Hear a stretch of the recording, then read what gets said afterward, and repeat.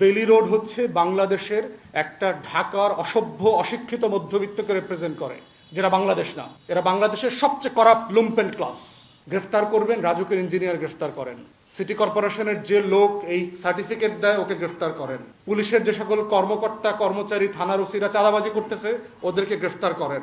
যারা মোবাইল কোর্টের নামে মাস্তানি করতেছেন তাদেরকে গ্রেফতার করেন। পরিবেশ অধিদপ্তর, বিস্ফোরক অধিদপ্তর, তিতাস, তারপরে পিডিবি থেকে শুরু করে যত চোর চোট্টারা আছে এদেরকে গ্রেফতার করেন। রাষ্ট্রের যদি সাহস থাকে ট্যাক্স ভিএটি কর্মকর্তাদের গ্রেফতার করেন, যারা চাঁদাবাজি করে ঘুষ খেয়ে খেয়ে প্রতি বছর এই বাজে কোম্পানিগুলোকে, মানে যারা নিয়ম না মেনে ব্যবসা করতেছে এদেরকে ব্যবসা করতে দিচ্ছে। রাইট লোককে গ্রেফতার করেন, সাদা মাঠা মানুষকে কেন গ্রেফতার করছেন?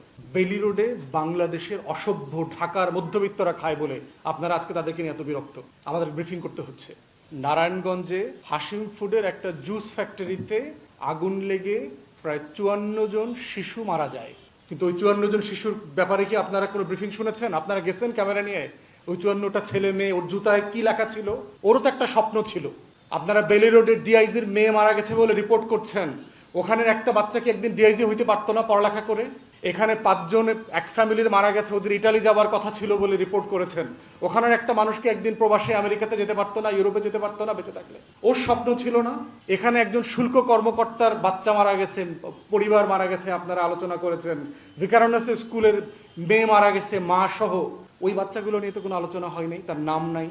তাহলে মৃত্যুর মধ্যে যে বৈষম্য আছে, আগুনে পুড়ে যাওয়ার পরেও যে বৈষম্য আছে, এটা দেশবাসীকে বুঝতে হবে। দেশের কানায় কানায় যারা গরিব প্রান্তিক জনগোষ্ঠী আছে, আমরা তাদের জন্য আজকে ভয়েস রেজ করতেছি যে আগুন দেশে যেহেতু লেগেছে, বেলি রোডের আগুন শুধু বেলি রোডে থাকে না। 46 জন মারা গেছে, কিন্তু এই যে 800 কর্মচারীকে গ্রেফতার করেছে, এরা কারা? এরা সমাজের উচ্চবিত্ত, মধ্যবিত্ত, আর সমাজের গরিব মানুষ? দোকানে কাজ করে কারা? রেস্টুরেন্টে কাজ করে কারা? কর্মচারীরা কারা? ওই 800 জনের নাম কি আমরা জানি? কাদেরকে অ্যারেস্ট করেছে?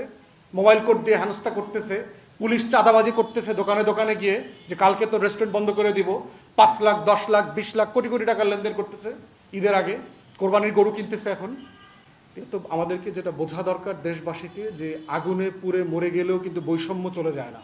অতএব আমরা বাংলাদেশের 20 কোটি মানুষের জন্য কথা বলছি। কারো ঘরে আগুন লাগতে পারবে না, কোনো শিশু মারা যাইতে পারবে না। যার নাম নাই, যার পরিবার নাই, যার কাউকে আমি চিনি না, সেও আগুনে পুড়ে মরতে পারবে না।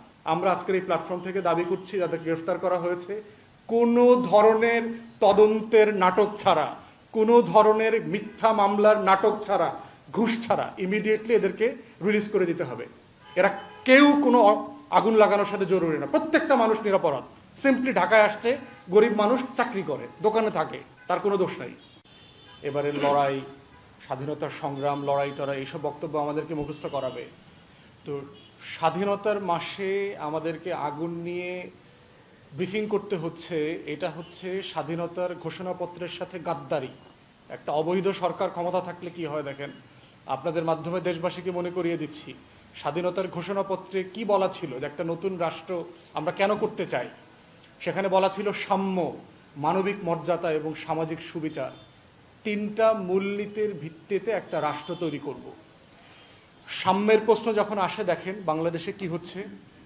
আপনাদের অনেকের মনে থাকার কথা, 2021 সালে নারায়ণগঞ্জে হাশিম ফুডের একটা জুস ফ্যাক্টরিতে আগুন লেগে প্রায় 54 জন শিশু মারা যায়।